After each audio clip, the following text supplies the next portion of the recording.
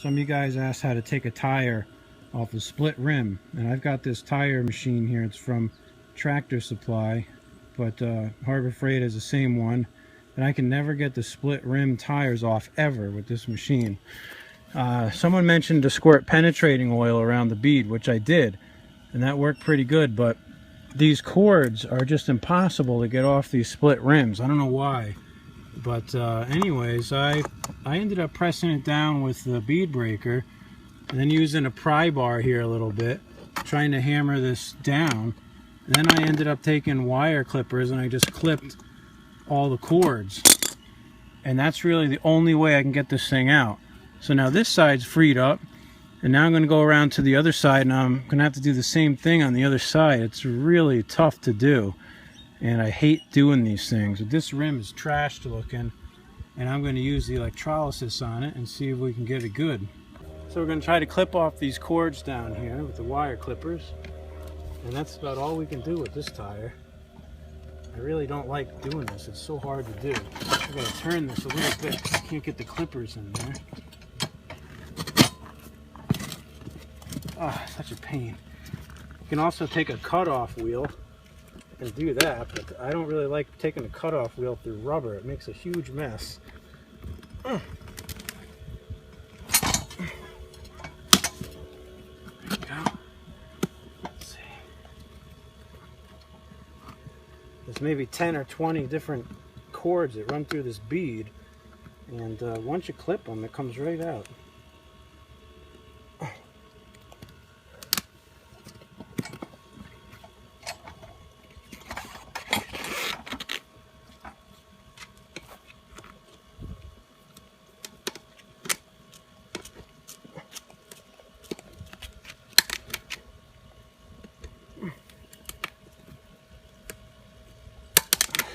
Almost got it. Let's see, almost.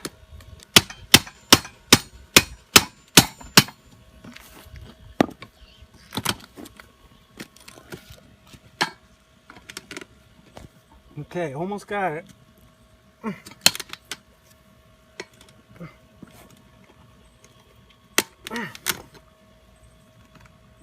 couple more.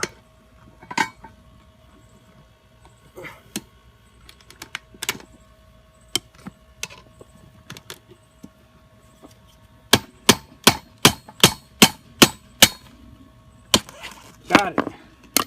So now I got all the cords cut, as you can see, and the tire now just falls right off the rim because there's nothing holding it in really. So what we're going to do is yank that sucker out. See how pretty that rim is. Oh gosh, that thing is shot, huh?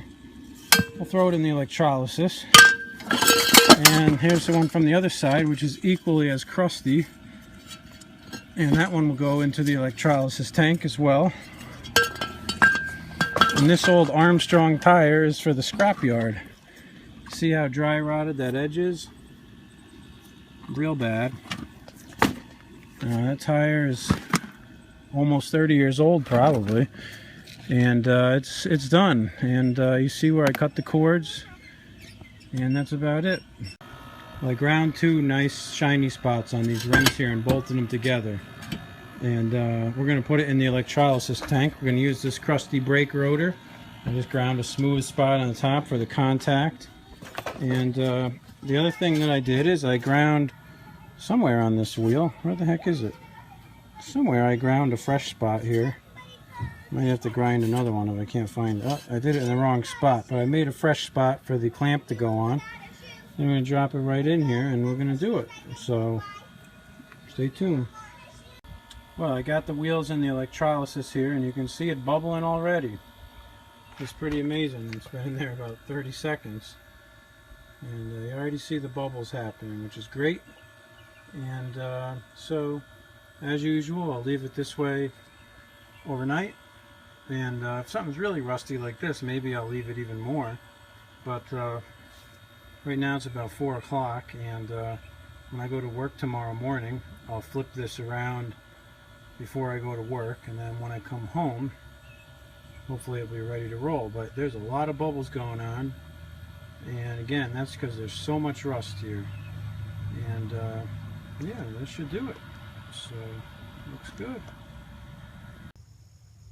Well, it's been about 12 hours and it's still bubbling like crazy, so I'm not going to flip this around yet. I'm just going to let it be. And I mean, look at all these bubbles. There's so much rust in here. It's unbelievable. You see it? It's just bubbling like crazy. So I'll wait until tonight and I'll flip it tonight. But for now, we're going to let it be. And it's really going like gangbusters here. So we'll check it out tonight. Alright guys, it's been 48 hours and I just unplugged this thing. And we'll see what we got here. So we got some good action here. Check this out. I mean, all this black, and this is where the rust came off. And yeah, it really did its thing. So what we're going to do is hit it with the wire wheel as we usually do, and see what we can clean this sucker up and paint it and get the new tires on the 5865. We got a little bit of wire brushing here, and the rims don't look so bad. I mean, they're really pitted in certain spots, but I don't really care about the pits. I just want these things to be operational. This top area here was real pitted, so what I ended up doing was taking a grinder wheel to it and just smoothing it out a hair, just to get some of that edge off. Same thing with this one here. I had the same deal. And what I think is that water gets into these rims, and then it just sits there between the tube and the rim and starts to raise hell with things. So that's kind of my theory here. And again, I'm really happy with that electrolysis. I'm going to clean this off with some acetone and we'll paint it and be in good shape, guys. Hope you learned something. Well guys, I got the wheel all done. I got my epoxy appliance Rust-Oleum white on there, and it looks pretty good. Put all new bolts on it, and now the 5865 has two sweet new kicks on it. And I think I'm going to do the hood next. So I'm going to actually take this hood off and put it in my electrolysis tank, and you can see how pitted this sucker is, and we're going to make it nice again.